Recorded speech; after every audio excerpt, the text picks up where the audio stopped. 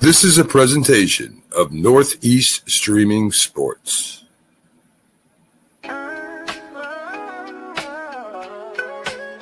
Yeah, yo, it's game time, ain't no messing around. Huddle Sports Network, the best in town. From NFL rumors to the latest trends, we got all your sports, just tune in, my friends. Catch us on Roku, Fire Stick, take your pick. Facebook, YouTube, where the action's slick. Daily shows that drop like a bomb. From 10 to 11, it's Ken and Ken, stay calm. Huddle up, catch the vibe, feel the rush. Get your news, get your fills in the clutch. Over 27 podcasts, we breaking it down. Join the team, Huddle Sports, wear the crown. Live every weekday, it's how we roll. Lions Talk with Jeremy B, we taking a stroll. From 11 to 12, don't miss a beat. We break down the game, make the info sweet. The Daily Huddle Podcast, noon to 1. CST Zone, we're just having fun. Toss your doubts, we bring the facts. Tune into the...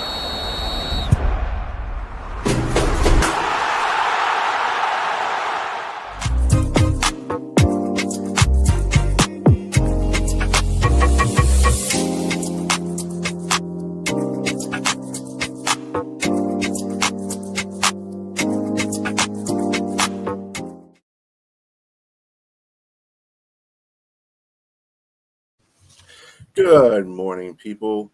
It is the Sunday morning sports show. My name is Brian B. Strilla Arndt. I am your host.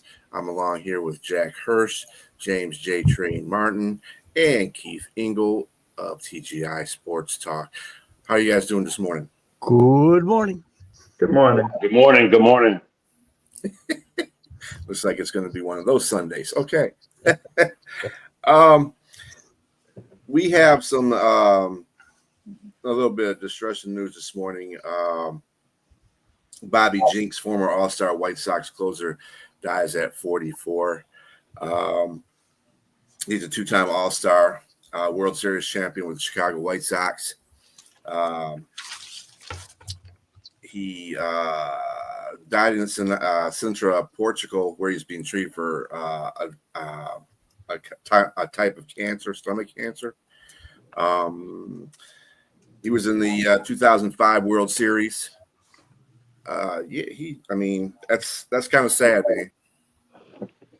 It's really sad, and to add to the grief, that he went through, reportedly he had lost his money and was signing baseballs to pay for medical bills. I saw that report, and really sad, age 44, and, really should be basically in the prime of life, and real sad story.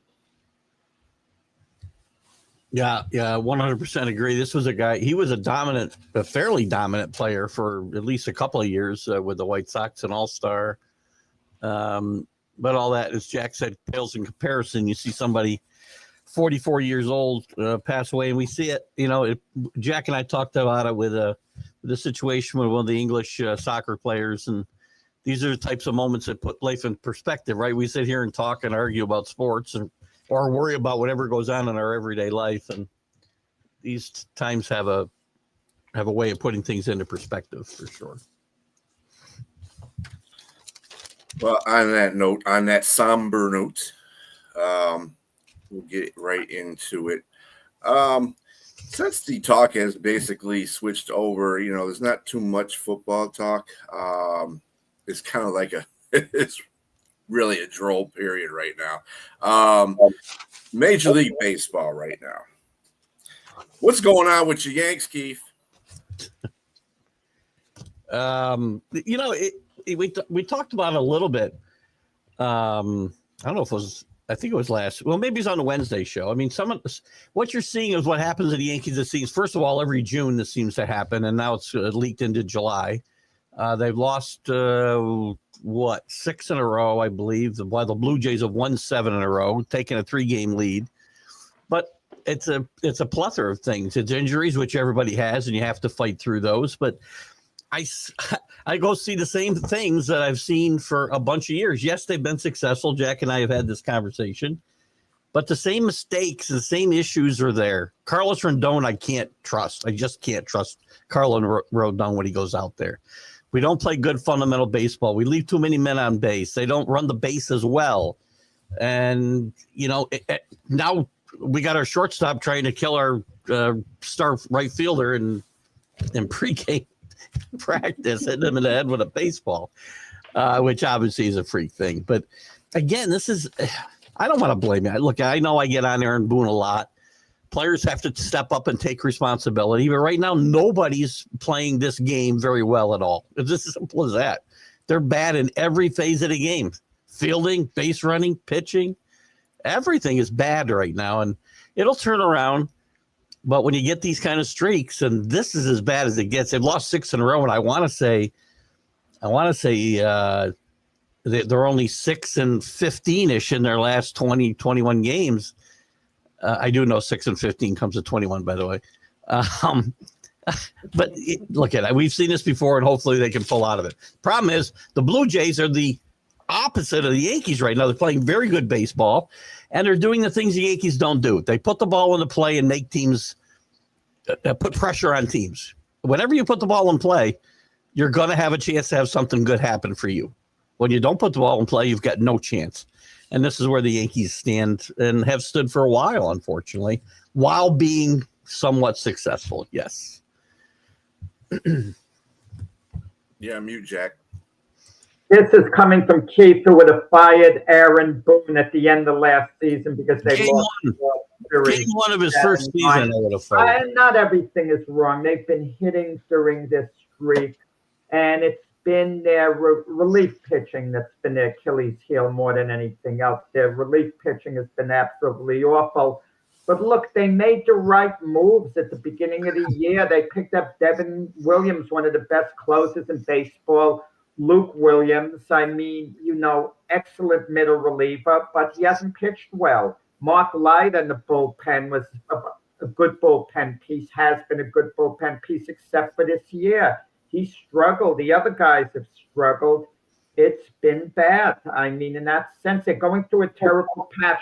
Baseball is so much different from basketball. If an NBA team loses 6 games in a row, they've got big problems because now you look at their talent. They're not likely to turn it around. But in baseball, a team could lose 9 out of 10. Even Bastrilla, Brian, could remember maybe the 2006 Detroit Tigers season where they blew the divisional lead. They were the worst team in baseball going into the playoffs. And all of a sudden in the playoffs, they turned it around and went to the World Series. That's baseball, low tide, high tide. And right now, things as bad as could be for the Yankees. But when all said and done, they'll be in the playoffs at the end of the year. They'll get eliminated in the playoffs, and Keith will be calling for, Aaron Boone to get fired as the Yankee manager again. That won't be a new thing, by the way. And also, the Yankees are fortunate that they do play in a fairly weak American League compared to the National League. They'd be in a lot more trouble in the National League losing, 6 of 21 games. I'm sorry, 15 of 21 games. Okay, so speaking of the National League, how about those LA Dodgers? It's like they go real good and then they hit this big wall. And the big wall happens to be the Houston Astros, who are playing lights out as well. They lost 18-1 on Friday, I think it was. Yeah, Friday. And that was the worst home loss by the Dodgers they ever had. By the way, they broke a record I said earlier this year. Exactly. Yes. I think that one was 17-1. I believe so. So. Who cares? It's one game. Whether they lost 3-1 or 18-1, it's pretty irrelevant. Who cares? The Dodgers are fine. I'd rather lose anyway. Well, they lost last night too. They lost 2 games in a row. You're sounding like my buddy Mac, who would say, do you think the Dodgers regret signing Ohtani to that contract? That's what I've been hearing this morning. Well, to you, they're supposed to be the World Series champions. They are. Don't they have the best record? Wait, don't. Maybe I'm mistaken. I didn't look this morning, but don't the Dodgers have the best record in baseball in the National League? The National League, yeah. Yes, they have the best record in the National League. There's nothing wrong. They lost a couple of games. They're fine. They have like a 7 to 8 game lead in their division. Dodgers' biggest issue will be boredom, and I think they're going to have little lulls. I still think this team will win 110 games if they don't get bored. And then they'll sweep the Tigers in the World Series, and they'll be fine. And then we're going to be asking that the Dodgers have a dynasty. Jack's got the jab out today. Jeez. They won't sweep the Tigers. I'm going to tell you that right with the right hook too. But that's his opinion. That's fine. I'm not going to go with the World Series predictions yet because just like every other team in there, everybody's got a chance when they're in it this time of the year. So when you have 12 wild cards, certainly everybody's got a chance. Mm-hmm. Exactly. Speaking of those Tigers, they won yesterday 1-0 over the Cleveland Guardians. This series has been really a pitcher's duel. Been liking the pitching going on here, but I believe the Tigers still need some pitching. James is going to be itching to say something about baseball here. Come on, James. Yeah, right. Well, what I'm really trying to figure out here is why we sound echoey. Who does? What's that? We do? Yeah. I don't hear it. Let me see. Maybe it's me.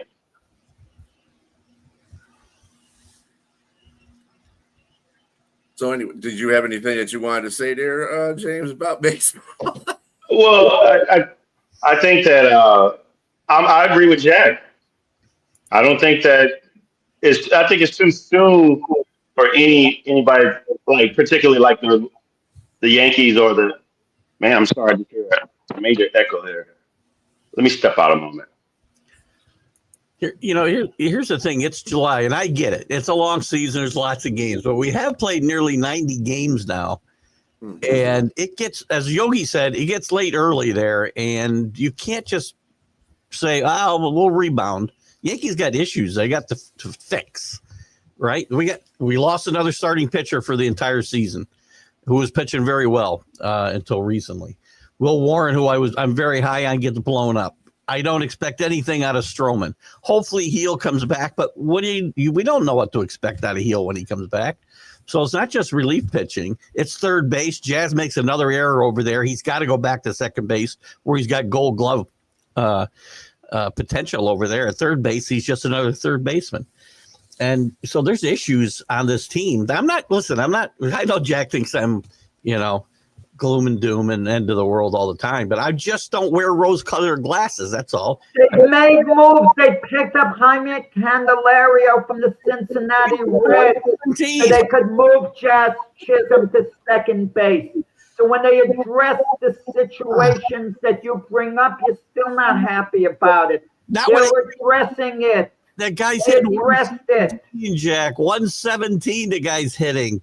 But listen, a couple of years ago, the guy was signed to a 3-year, $45 million contract by the Reds.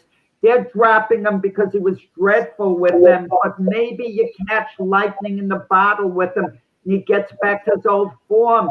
You're not going to get an all-star caliber play on the cheap. Come on, why don't we package Aaron Judge, Keith? You'll get all the players you want. Trade Aaron Judge somewhere. You'll get a reliever. You'll get a second baseman. You'll get a catcher and an outfielder. This is your new Aaron Hicks, apparently, because he was a great player too, wasn't he? So for 1 year, guys have one good year. This guy had one good year, got a big contract, and he's not that good. They gave up nothing for him, Keith. They gave up nothing for him. Nothing is lost if he doesn't pan out with the Yankees. They're giving him like the league minimum. They didn't have to trade anything for him. I get it, but you're positioning like this is a huge move that's going to turn this slump around. He said, there's no huge moves. I could see that are out there to be made unless you get a guy who's going to be a free agent next year or something along those lines. I don't see who could be available. That could be a difference maker. Yeah, and with the wild cards, everybody thinks they're a contender. There won't be that many sellers. But what you got to do, I think, players just got to straighten out. Joe Torre used to have a saying, we got to straighten this player out. the only moves sometimes he can make are the ones that are within. The guys just got to play better. I agree with you. The relief pitching has been terrible. You're right about the base running and the this and the that, but This and that matters in baseball. it does matter. In a way, that's the way the team's constructed. Anthony Volpe could be good on the bases. Chaz Chisholm hasn't attempted to even steal, with his speed. Maybe something could be done there. Thank you for mentioning Joe Torre and not actually saying Aaron Boone is a problem. Thank you, Joe, for that, though. At least I'll take that as a tacit Aaron Boone needs to go. Jack has found his white whale. So there's a rumors going around that Alex Bregman from Boston is on the trade block. Well, rumored to be on a trade block. I'll put it to you that way. Because I brought up a couple of youngsters. Of course, he's injured right now, but they brought up a couple of youngsters, and they're playing really good at that position. So, but I just, me and myself, I cannot understand why Boston would have went out their way to get this guy, then trade Devers. I'm not getting this situation. Somebody's got to help me out here. They're giving him $40 million a year for 3 years, and he's allowed to opt out. I'm not sure whether it's at the end of this season or next season. I forgot what the deal is, but he's allowed to opt out. His agent is Scott Boras.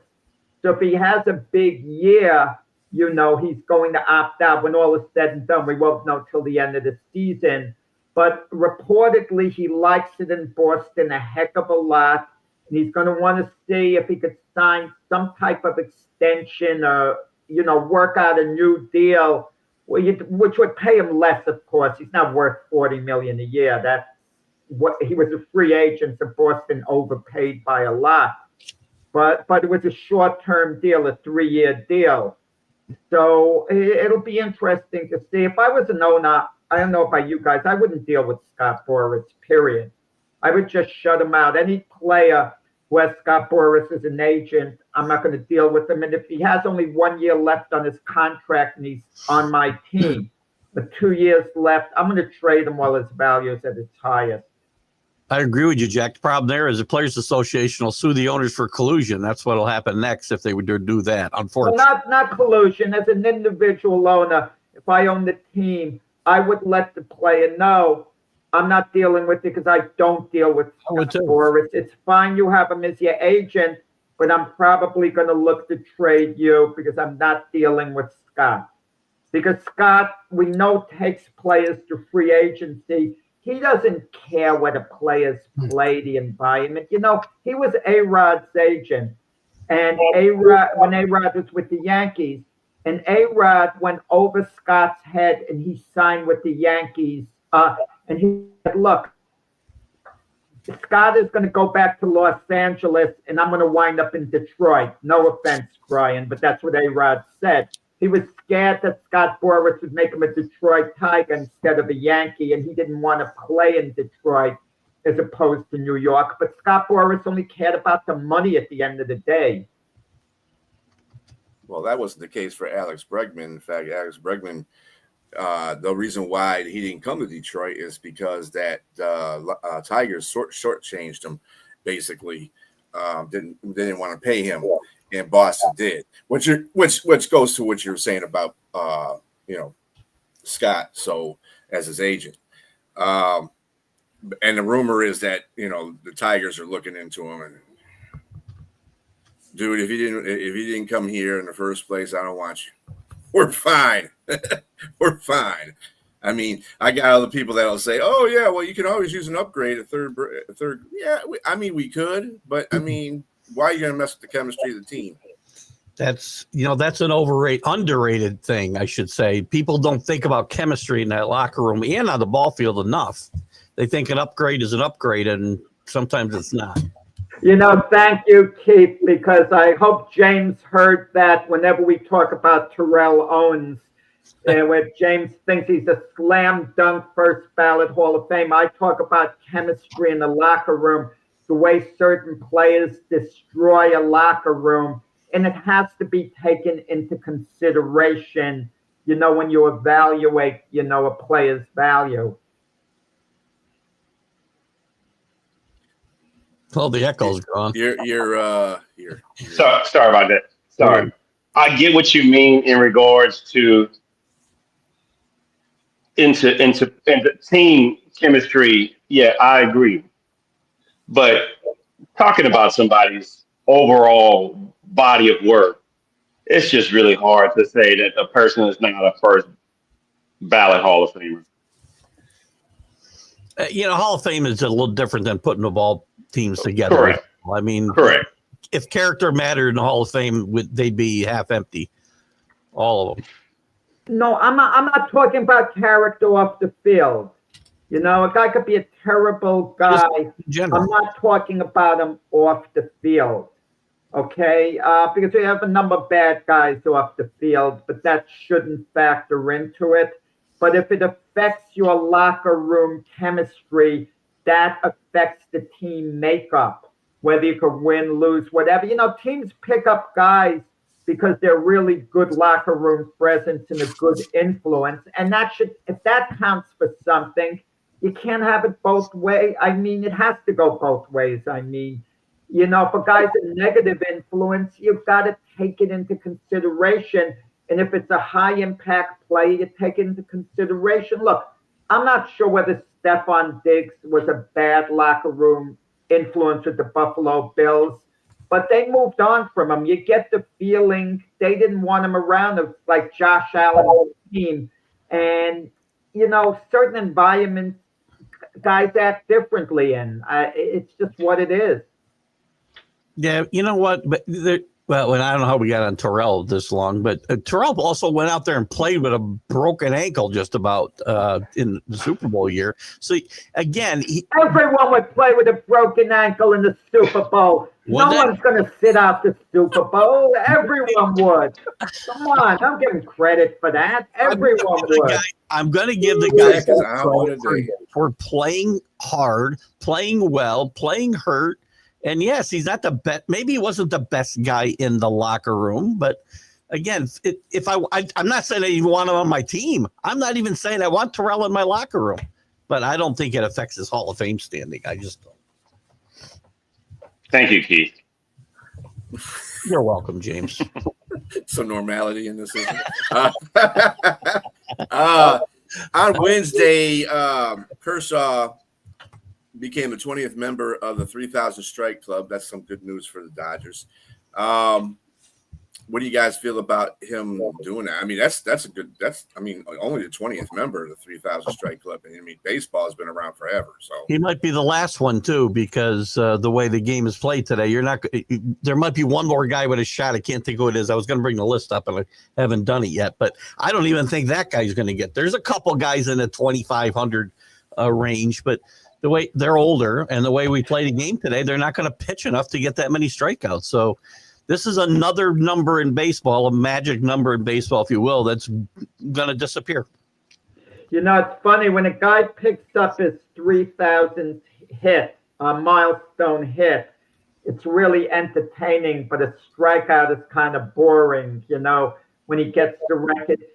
Kershaw has been one of the great pitchers in the game, but if you talk about all-time greats, like kind of short list, he could have been in the discussion had he pitched better in the postseason, but he had a lot of struggles in the postseason.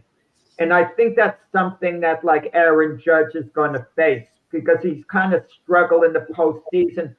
I think it has zero to do with pressure, zero to do with anxiety. I think it's such a long season.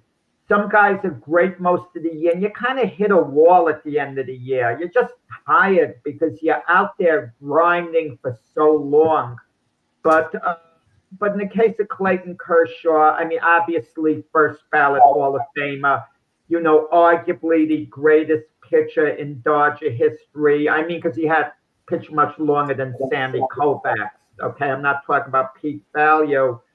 But he for whatever reason, he usually never got it done in the postseason. He'd have a good game now and then, but then have a disastrous game after that. And I could never quite figure it out in his case. It's not. It doesn't. Jack's right. It doesn't seem to have the same impact, but we don't see it that often either. As 3,000 hits, and I mean, he got to do it at home. I think they gave him a nice little bit of fanfare, and I thought it was nice, a nice deal for Clayton Kershaw. And I hope his postseason efforts don't affect his Hall of Fame standing either, because he's been a great pitcher for a long time. And I was glad to see him come back and be able to get to this milestone, because there was some doubt that was going to happen. And he's going to be one of those I don't know if we talked about it here or some other places. He's going to be a one franchise guy, and there aren't that many of those around anymore. And it's good to see. Keith, you think anyone's not going to vote for him? He's easily a first ballot Hall of Famer. There's no doubt about it. In Clayton Kershaw's case, come on. There's no doubt about it. He's absolutely going in on the first ballot. So you're saying he's going to get 100% of the vote like Mariano Rivera? No, I mean, you can't take that seriously, the 100% of the vote, because Babe Ruth got, 94% of the vote. Willie Mays doesn't get 100% of the vote. It's silliness.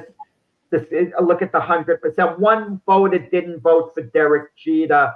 And you always got, someone didn't vote for Ichiro. Ichiro said he'd like to sit down, have dinner with the guy, and just find out what more he could have done. You could always make an excuse and build a case why or why not. Yeah. But it's something, these voters, a big issue, guys. Should the names of the people who vote be made public? Should we know who's voting? Yes. I know the great Mac talked about that before. I think it should be made public. I agree with Keith. Yep. Mm-hmm. So on just a little bit of soccer going on. The USA and Mexico are playing today for the Gold Cup, or in the Gold Cup. Anybody's got views on that? I mean, USA's been playing pretty decent. Mexico's a tough test for them. I haven't seen that much of it, to be quite honest with you. I don't want to pretend I have. So. It's news. No, it is news. No, it's news, and you brought it up, and shame on the three of us. I agree. For not being able to give you more. It was a valid question. Absolutely. But you want to know something? I got to be honest about it. Sport, and I don't know whether you guys agree. I'd like to hear what you say. Sports sometimes there's an oversaturation.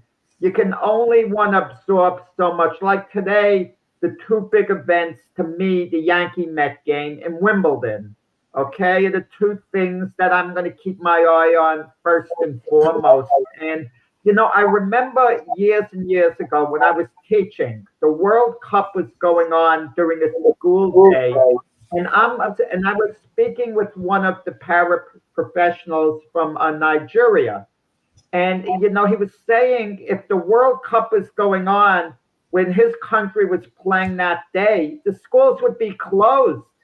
I mean, people would be home from work watching the game, but in the United States, no one cared, it seemed. The schools were open. Everything was going on like normal. You'd hear the result on the 6 o'clock news, and no one seemed to care that much. And this was the World Cup, okay? But in other countries, the country stops.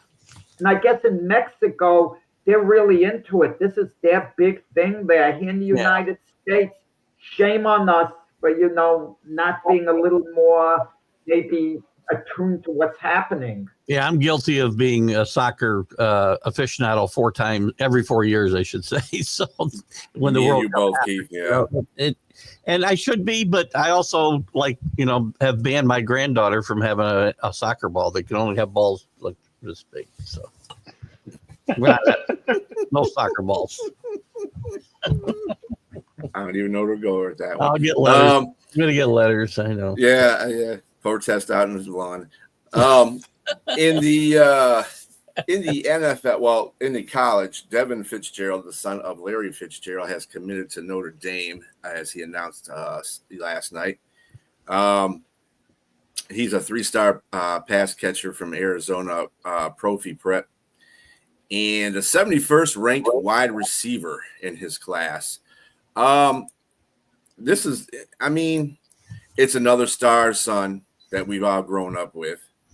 Do you think that has anybody even seen how he, admittedly it's high school, so I'm not sure too many people have seen high school tape of him. Let me go real quick, James, because I got to run. But again, it's a name. I don't know that he's that good, and I think it buries a bigger story where Syracuse up here in upstate New York signs the fourth best wide receiver in this year's recruiting class this year, which is a bigger story to me. But because it's Notre Dame, we hear about Fitzgerald's son, which I hope he's good, and I hope they have somebody to throw the ball to him. So that's the other thing with Notre Dame. So let's talk about that going over a little bit there, Keith. That's okay. But I appreciate you. And we'll catch you guys later. I'm going to listen to it. I got to hear what I interrupted him for, so I'll listen to it later. Thanks, James. All right, have a good one. You're good, man. Have a good one. All right, so I think having NFL or NBA, their stars and children, it's rare to see any success. You're not going to really find that. I mean, it's just hard. And the fact that, we haven't heard anything from him outside of what you just gave, that's almost like, it's deafening. It doesn't sound like he's great. And you said 3-star? Yeah. He's going to have to really work to have his own success. 71st receiver in his class. That's out of the nation. That tells you that's a telltale sign right there. You got anything on that, Jack? Probably not. No, not at all, except when you say 71st, how do you evaluate 54th, 71st? You get tired of evaluating the numbers after a while. You could go top 5, top 10, but then when it starts getting higher than that, it's all, you just slot a guy into the number because you're fatigued at trying to, strain your brain where it belongs. But, they scout a lot of these kids, from really junior high school. If they're playing in any leagues, they kind of keep an eye on them.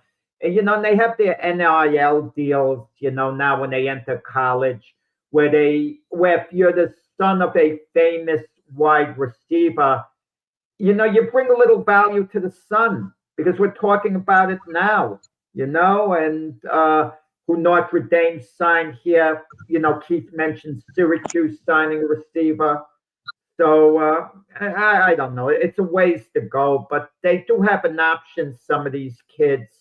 If they're good enough to go to the NFL, come out early, they can do it, or they could stay to 4 years. So, all right. So since we're having kind of a slow day, now let's flip this over a little bit. Keith did mention the guy that Syracuse did sign from college, Calvin Russell. He's the number 4 receiver, Jack.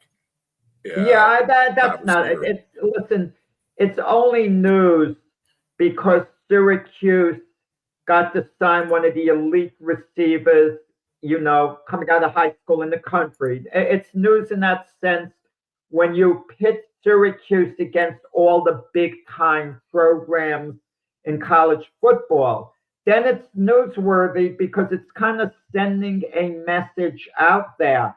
We get the same thing at Rutgers. Rutgers has turned out the NFL players, notably the best one right now from Rutgers, correct me if I'm wrong, would be Pacheco, the excellent running back with the Kansas City Chiefs who had an impact, on them going to the Super Bowl the last couple of years. And in basketball, Rutgers, to get Dylan Harper and Ace Bailey, 2 top 5 picks in the draft. That's phenomenal when you think of it.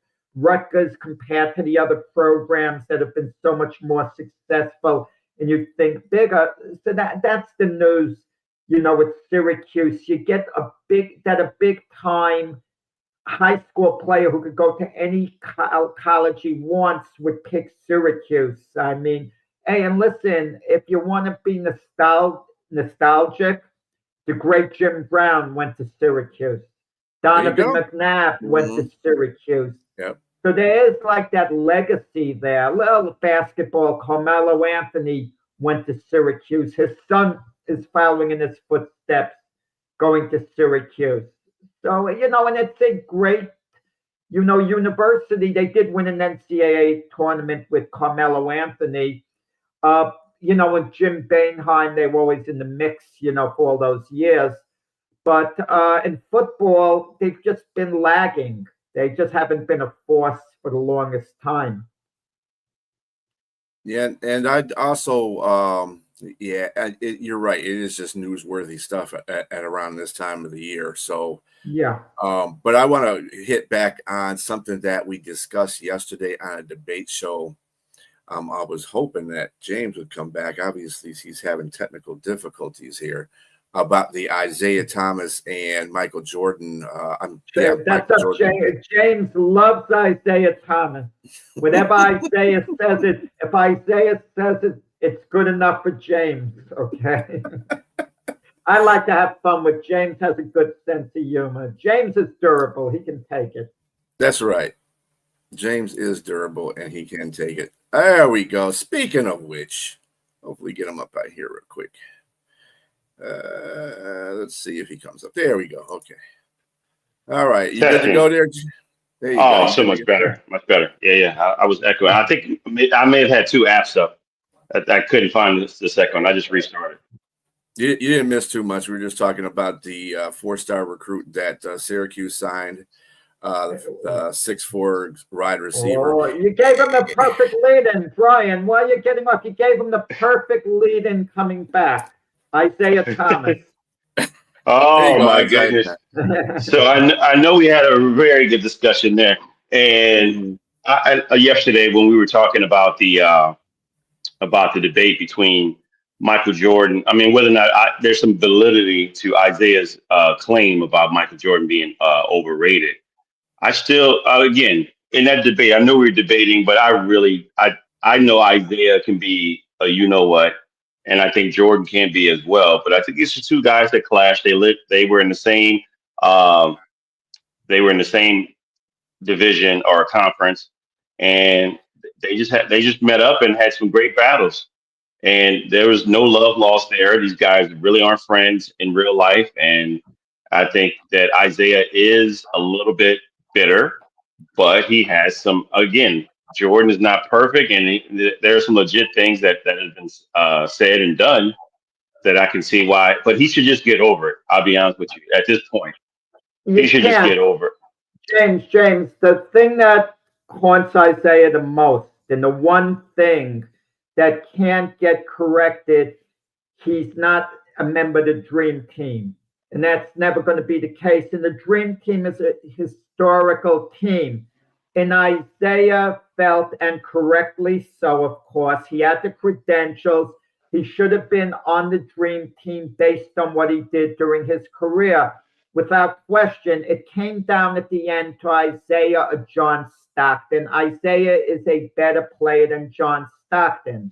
We're not disputing that. Maybe at that exact moment when they picked the team, you can make an argument that Stockton was as good at that exact moment. But to me, that's irrelevant because Isaiah was clearly, to me, the better player during his career. Okay? Now, just think of what Jordan said. I want to pin it down as a Jordan's fault because we were kind of debating it, talking about it yesterday. There's nothing wrong to say you don't want to play with a guy. Jordan would be a phony if he said he didn't care. A number of guys didn't like Isaiah, but there's a difference between saying you don't want to play with a guy or refusing to play with a guy. Jordan wasn't saying, I'm not going to play if it got pushed to him, but everyone knew that was the case. Jordan indirectly affected Isaiah's status with being on the team, but there were other issues as well. Magic Johnson hated Isaiah at that point. Their friendship had broke up. Magic Johnson, if you read, I forgot the book, McCullum or something, a book was written where it's pinned down to Magic Johnson. And even Magic Johnson says Michael Jordan's gotten a bad rap for the Isaiah Thomas thing. because Magic Johnson knows he was more adamant against it. And Scottie Pippen hated Isaiah's guts. He didn't want to play with him. Karl Malone couldn't stand Isaiah. The only problem I have with that, I have a problem with that, Jack. All of those guys may have felt that way, but none of them had power to make moves. Jordan had that power. He's the one that if no one could care less if Karl Malone would say, I'm not going to play. Fine, go sit down somewhere. The whole world would lose their mind if Michael Jordan didn't play. He had the power to say, I don't care. Let's just play. Let's get this done. And look, like he said, fine. If you don't want to play with somebody, that's fine. But own it up now. Own it. It's on tape. Him saying it. And that being said, unless Isaiah Thomas has a DeLorean and the Huey Lewis and the News can promise him to get back in time, there's no way he can go back and get it done. It's in the past. When did he say it on tape? A year before the selections were made? No, I think it's afterwards. It's after. I mean, it's something that's saying that. I mean, I heard it. It's been played on YouTube. You can hear it. I mean, legit people like. When was it played? I can't. How far before selections were made? And I'm not sure. I think it was more so about him writing a book or I forgot. I'm paraphrasing here. I can't really, if somebody could pull that up, but I think it's afterwards that he discussed it.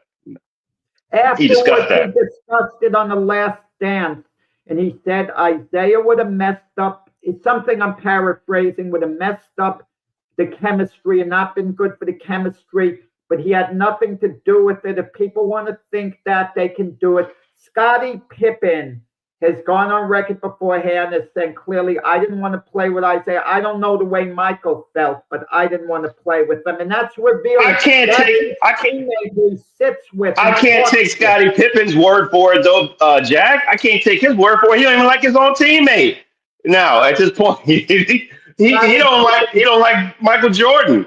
Pippen said that before The Last Dance was played. I don't know the way Michael felt about it, but to Michael, listen, Michael couldn't stand Jerry Krause. He couldn't stand him. He mocked fun of them, but Michael didn't push the issue. You fire Jerry Krause, get him out of here, or I'm sitting out, I'm not playing. He accepts things, Michael Jordan. He accepted coaching from Phil Jackson. He didn't want to. He had no choice. He had no choice in that matter. Oh, but he had no choice in that. But he had a choice in keeping Isaiah off the team. I'm talking about before they became the champion. Before they became the champion Chicago Bulls, he had no choice. He didn't want. That was before. He didn't like Krause before, but Krause built a team. That's the thing. Krause built that team. And then who they had. So, I mean, whether you like him or not, he's still a big part of that history in making that team the way they were. You got to give that man his props. He might have been they were all a bunch of, John Sally, Isaiah's teammate and friend, and he went to the Bulls, said Michael Jordan had nothing to do with keeping Isaiah off the team. He point blank said that. And it was more Magic Johnson. Magic Johnson was the one who absolutely despised playing with Isaiah. He wasn't his friend at that point. Magic Johnson said in a 2021 interview, Isaiah Thomas should have been on that team. He said the reason why he wasn't on that team is because the people on that team didn't like the Pistons. Not Isaiah, the Pistons. And they didn't want to play with any of the bad boys. Then why was Chuck Daly the coach of the Dream Team? So, nobody can look over Chuck Daly. Chuck Daly is one of the greatest coaches. But you could have gotten another coach. I mean, there are coaches out there, but Chuck Daly was the coach of the Bad Boys, and that's a coach. That's not the team, though. See, that's a coach. Well, the Pistons, the only guys they had that would have been good enough individually to be members of the Dream Team were Isaiah, of course, and perhaps Joe Dumars. Okay, Joe Dumars would have been good enough to qualify. Whether you think he would have been better than John Stockton, you'd have to give maybe a little edge to John Stockton if you pair with Dumars. It's close. It's arguable. I'll give you that. If you say Dumars was a little better than Stockton, I can live with that, even though I give Stockton a little edge, and I put Isaiah ahead of John Stockton from my end. But listen, Michael Jordan didn't get involved in the process of picking the team. He didn't get involved at all, and that's what Rod Thorne said, who made the selection, that at no time did he say, keep Isaiah off the team. It didn't even come up in discussion. But they knew what was on Michael Jordan's mind. And they were thinking of Michael Jordan, the selection committee. That's why I say indirectly, you could pin it on him indirectly, of course. But to verbally say things like, if he's on a team, I'm not going to play. That's out there. That's out there. Look at the date. He didn't make an issue out of it, Michael Jordan. You're nitpicking. That's a big nitpick. That's legit to say that, to put it out there in the atmosphere. The truth of the matter, I wouldn't have wanted to play with Isaiah if I was one of those guys, because he would have been terrible for team harmony. He absolutely would have been terrible for team harmony. And that was totally you telling me all those guys got away? I mean, got along. They got along great. The chemistry was great with the Dream Team, but about 5 guys couldn't stand Isaiah. Absolutely couldn't stand him. Karl Malone couldn't stand him. Scottie Pippen couldn't stand him. Magic Johnson couldn't stand him.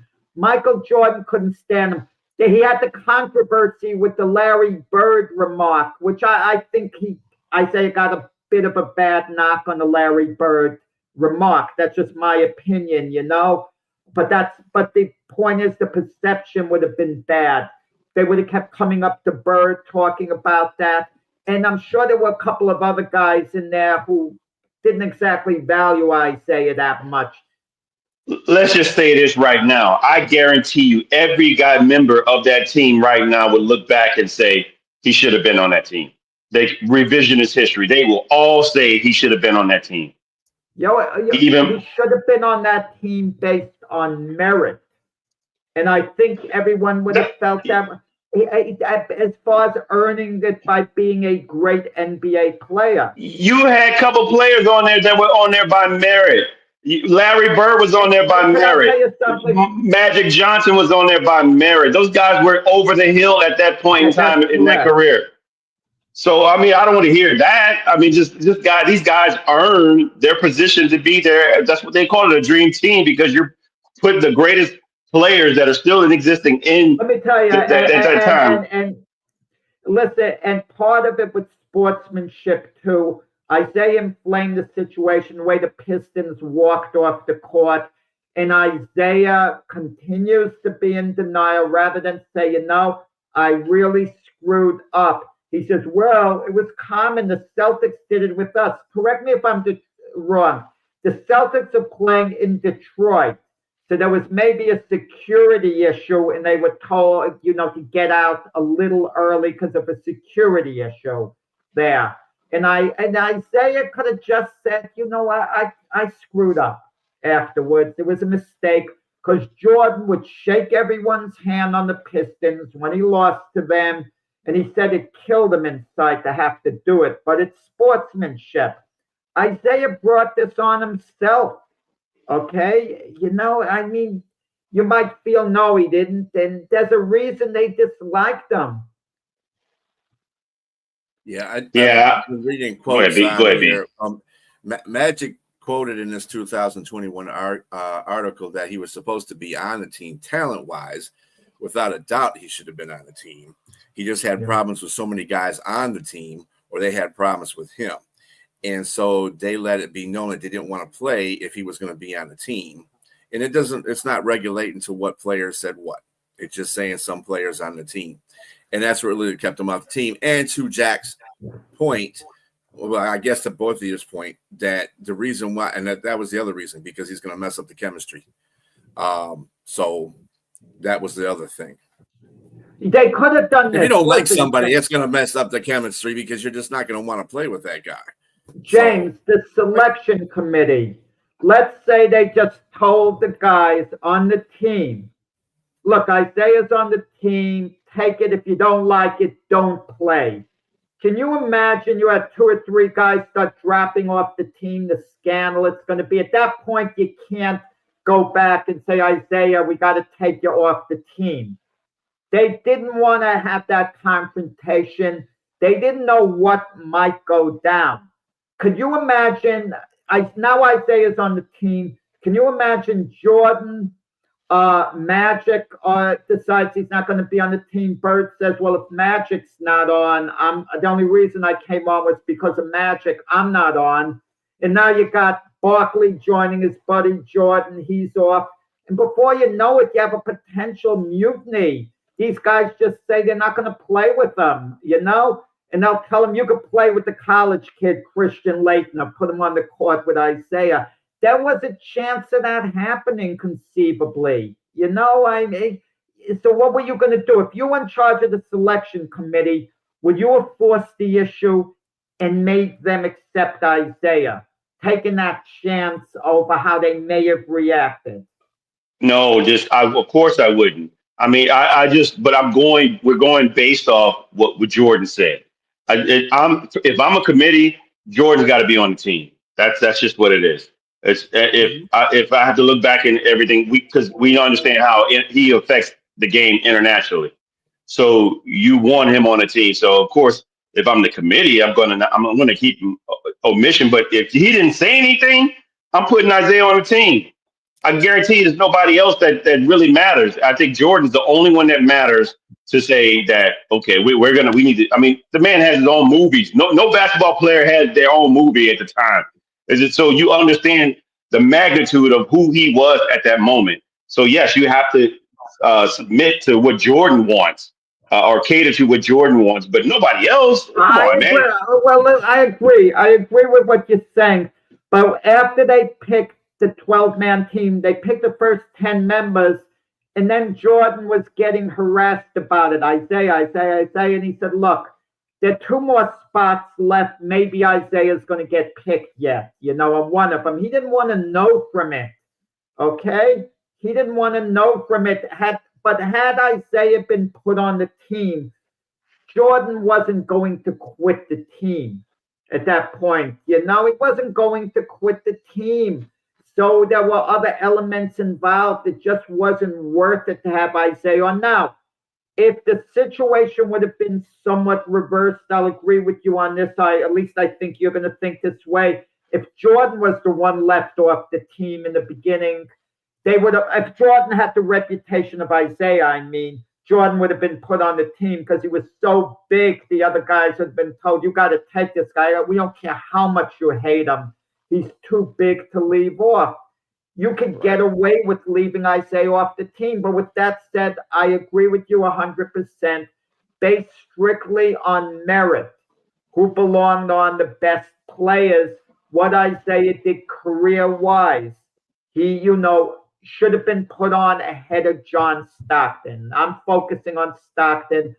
Isaiah's a better player than Stockton. If I'm a GM, and they're both 22 years old, they're starting their careers, I pick Isaiah over Stockton very easily. I don't have to think it. I don't have to analyze things for long, you know? So I agree as far as what a great play has been in his career.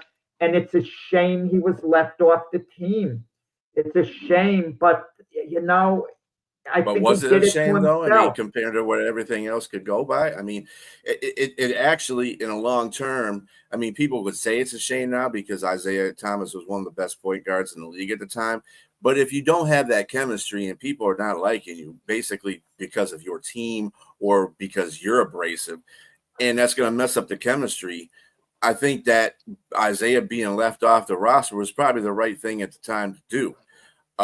Magic Johnson did come out and say in his book, he had a book that came out. He did come out and criticize Isaiah for his, you know, when he got HIV, Isaiah assumed that he was, he was gay. And that was what broke them up a little bit. That's what broke them up. I don't think that Magic hated him. I just think that he hurt his feelings, and and that's the reason why Magic Johnson did try to play a part in getting him off the team or not having him come on the team because of that. And he stated that a couple of times during his interviews about this whole situation. So to put the onus on Michael Jordan that he was the one that kept him off the team, he might have been a one in a many. Maybe Magic Johnson went around to the players, and there's, like you said, there's some players down there that didn't like him anyway. He just kind of took a tally of everything and tried to, lead the charge to not having him on the team because of his personal issue with Isaiah Thomas. But again, it was easier because Isaiah Thomas is an abrasive personality. Let's face it. And he played on a team that nobody liked because they were rough. Wham. Well, some issues with Isaiah. You mentioned yesterday with Adrian Dantley. Adrian Dantley was on the 1960 USA Olympic team that won a gold medal. And it's easy to forget Isaiah was on the 1980 United States Olympic team that boycotted the Olympics. To talk about bad luck with Isaiah, not being able to play in the Olympics then. But, Dantley hated Isaiah's guts. And Dantley eventually got traded. A lot of people blame Isaiah for that. But some people like Jack McCloskey, the Detroit GM, said, no, it wasn't Isaiah. And there are reports that Dantley wasn't listening to Chuck Daly or pushing back. But a lot of people kind of attribute Isaiah to that because they traded Dantley for his best friend, Mark Aguirre, with the Mavericks. But sometimes you don't know for sure. It would be easy to blame Isaiah for that particular deal.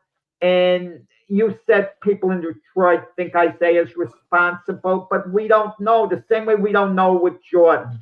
I mean, we know Jordan wouldn't have been thrilled to play with Isaiah. So sometimes things go without saying. You don't have to talk to someone. You know the way they feel. That's why I say Jordan indirectly affected Isaiah not being on the team. For sure. Indirectly, I'm not saying he had nothing to do with it, but to say he's the reason he's not in and focus on him, case closed.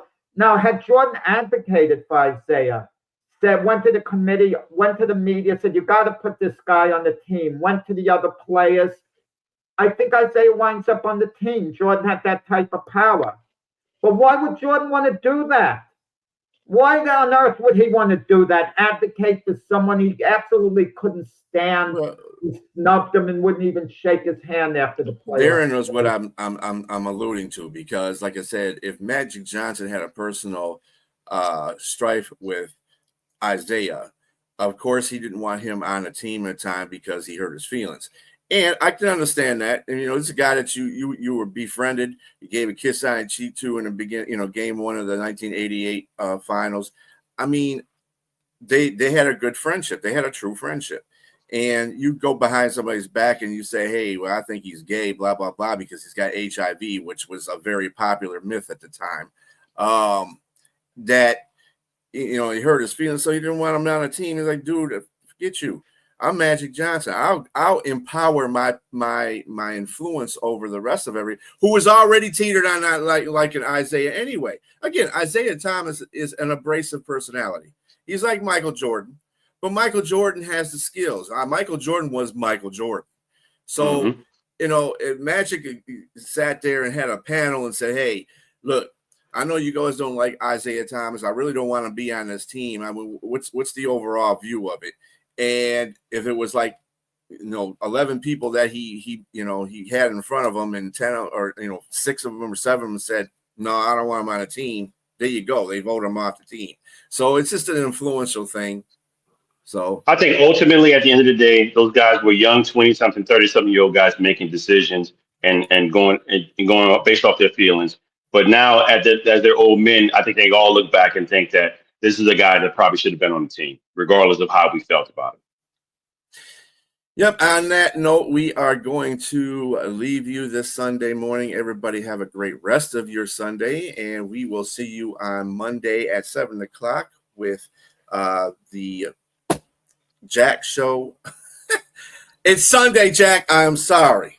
Glove Fist tomorrow night, the boxing show, 7 p.m. Eastern time. Glove Fist. There you go. Glove Tomorrow Fist. morning, That's I'm what I with was looking Keith for. Angle on 8 in the morning, 8 Yep. 8 a.m. 8 in the Eastern morning. time. Yeah. You catch 8 that to one 9, too. myself and Keith Angle talk about the weekend sports. You got it. All right. Everybody have a great rest of your day.